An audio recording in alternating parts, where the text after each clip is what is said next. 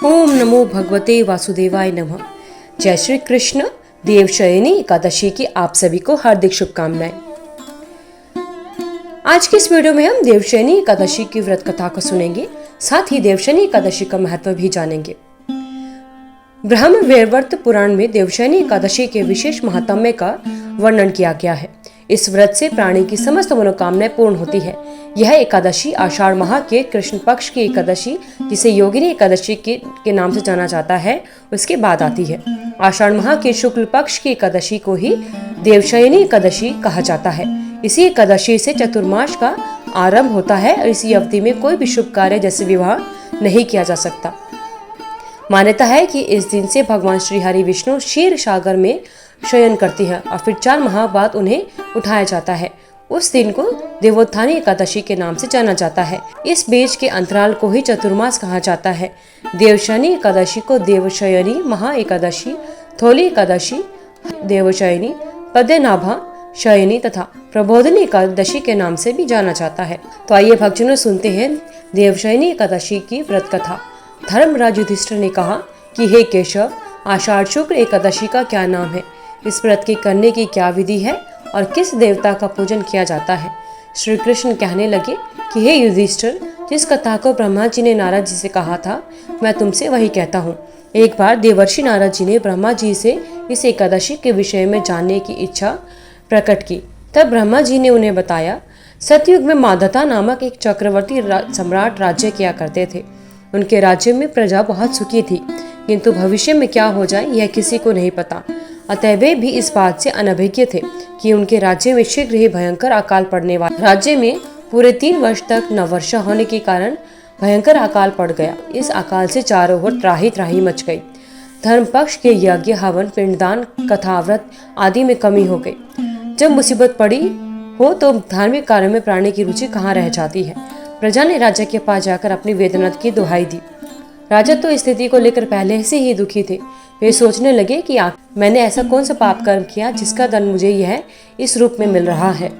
फिर इस कष्ट से मुक्ति पाने का कोई साधन करने के उद्देश्य से राजा सैन्य को लेकर जंगल की तरफ चल दिए। वहां विचरण करते करते एक दिन वे ब्रह्मा जी के पुत्र अंगिरा ऋषि के आश्रम में पहुंचे और उन्हें साष्टांग प्रणाम किया। ऋषिवर ने आशीर्वाद देकर कुशलक्षेम पूछा। फिर जंगल में विचरण व अपने आश्रम में आने का प्रयोजन जानना चाहा। तब राजा ने हाथ जोड़कर कहा, महात्मन, सभी प्रकार से धर्म का पालन करता हुआ मैं अपने राज्य में दुर्भिक्ष का दृश्य देख रहा हूँ, अर्थात मेरे राज्य में अकाल पड़ गया है। आखिर किस कारण से ऐसा हो रहा है, कृपया इसका समाधान कहें। यह सुनकर महर्षि अंगिरा ने कहा, हे राजन, सब युगों से उत्तम यह सतयुग है। इसमें छोटे से पाप का भी बड़ा भयंकर दंड मिलता है। इसमें धर्म अपने चारों चरणों में व्याप्त रहता है। ब्राह्मण के अतिरिक्त किसी अन्य जाति को तप करने का अधिकार नहीं है, जबकि आपके राज्य में एक शूद्र तपस्या कर रहा है। यही कारण है कि आपके राज्य में वर्षा नहीं हो रही। जब तक वह काल को प्राप्त नहीं होगा, तब तक यह दुर्भिक्ष शांत नहीं होगा। दुर्भिक्ष की शांति उसे मारने से ही संभव है, किंतु राज्य का हृदय एक नर अपराध शूद्र तपस्वी का शमन करने को तैयार नहीं हुआ। उन्होंने कहा, हे देव, मैं उस निरपराध को मार दूं, यह बात मेरा मन स्वीकार नहीं कर रहा। कृपा करके आप मुझे कोई और उपाय बताएं। महर्षि अंगिरा ने बताया, आषाढ़ माह के शुक्ल पक्ष की एकादशी का व्रत करें। इस व्रत के प्रभाव से अवश्य ही वर्षा होगी। राजा अपने राज्य की राजधानी लौट आए और चारों वर्णों सहित पद्या एकादशी का यानी देवशयनी एकादशी का व्रत विधि पूर्वक किया।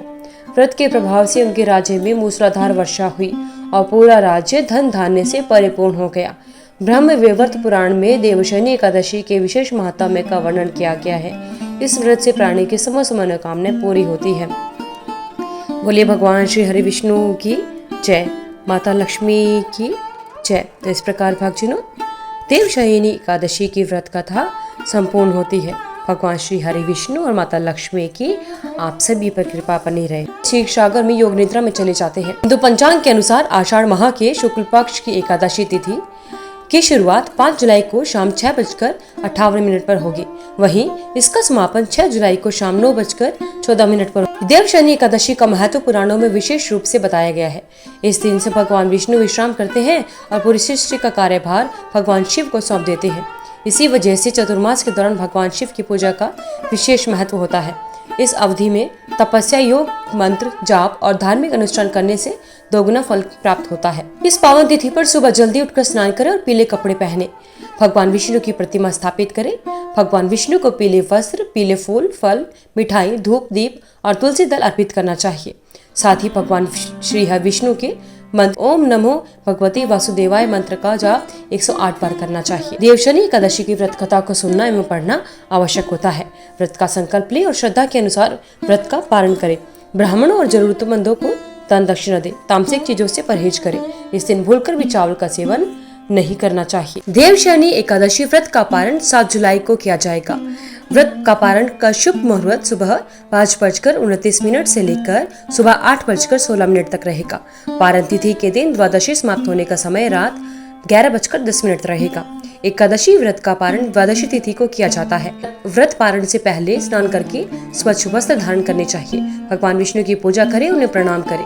व्रत का संकल्प ले। जब तुलसी दल का सेवन करें। किसी गरीब जरूरतमंद को सामर्थ्य के अनुसार दान देना चाहिए। एकादशी का उद्यापन करना भी आवश्यक होता है।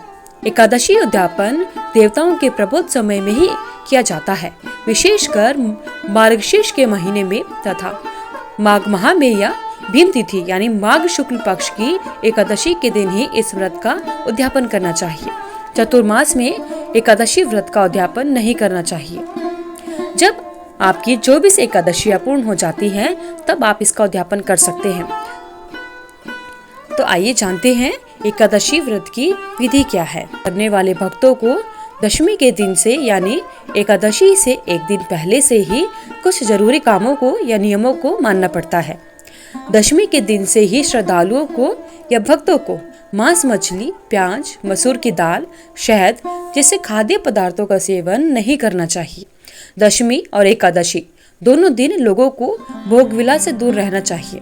ब्रह्मचार्य का पालन करना चाहिए। आइए अब जानते हैं एकादशी की पूजा विधि। एकादशी के दिन सुबह जल्दी उठकर स्नान करने के बाद में साफ स्वच्छ वस्त्र धारण करने चाहिए। उसके बाद व्रत करने का संकल्प लेना चाहिए। घर के मंदिर में दीप प्रज्वलित करें। भगवान विष्णु का गंगाजल से अभिषेक करें। भगवान विष्णु के साथ साथ माता लक्ष्मी की भी अवश्य पूजा करनी चाहिए। भगवान विष्णु को पुष्प और तुलसी दल अर्पित करना चाहिए। अगर संभव हो तो इस दिन व्रत भी अवश्य रखें। भगवान की आरती करें। भगवान श्री हरि विष्णु को भोग लगाएं। भगवान श्री हरि विष्णु को जो भोग लगाया जाता है उसमें तुलसी दल अवश्य शामिल करना चाहिए। कहा जाता है कि तुलसी दल के बिना भगवान श्री हरि विष्णु कोई भी भोग स्वीकार नहीं करते। इस पावन दिन भगवान विष्णु के साथ माता लक्ष्मी की भी विधि विधान से पूजन करने का विशेष महत्व होता है। श्री हरि विष्णु जी की पूजन सामग्री में श्री हरि जी का चित्र अथवा मूर्ति होनी चाहिए। साथ ही पुष्प, पुष्पमाला, नारियल, सुपारी, अनार, आंवला, ये जो ऋतु फल होते हैं, धूप यानी मौसम के अनुसार जो फल मिलते हैं वह सभी फल, धूप, घी, पंचामृत बनाने के लिए कच्चा दूध, दही, घी, शहद और शक्कर चाहिए।